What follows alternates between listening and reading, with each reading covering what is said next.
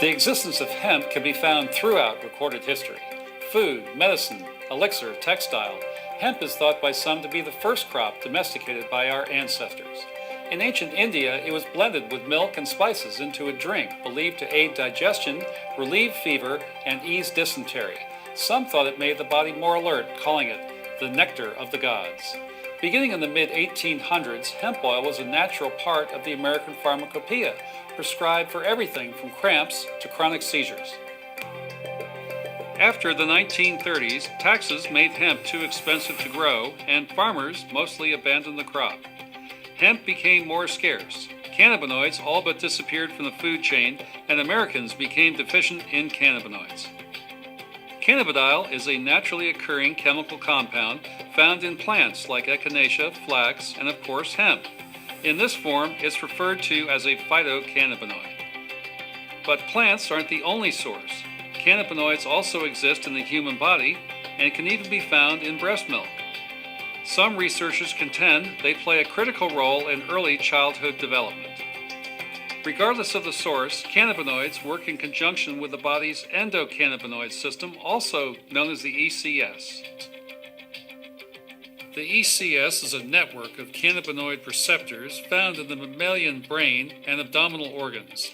This system plays a key role in regulating many natural functions, including mood, sleep, and appetite. Present from even the earliest stages of fetal development, the ECS predominantly consists of endocannabinoid receptors located in both the central and peripheral nervous systems. CB1 receptors in the central nervous system combine with the brain's nerve cells to help regulate the body's biochemistry.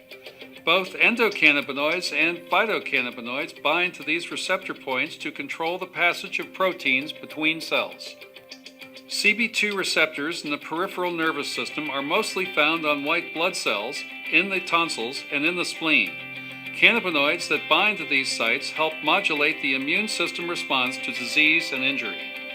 Research has shown that cannabidiol has the potential to reduce inflammation and protect critical cells against oxidation.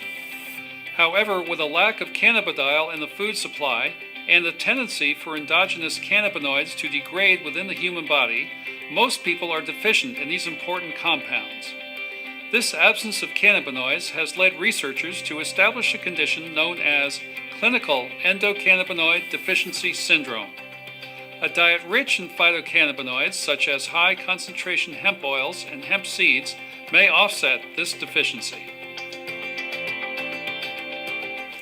The discovery of cannabinoids and the endocannabinoid system has forced the scientific community to rethink how many of our most debilitating diseases function and how to treat them. As it turns out, so many of us are deficient in this fundamental substance that plays a key role in keeping our bodies balanced and healthy. These receptors are an intrinsic part of who we are, leading us to ask, are we starved of cannabinoids?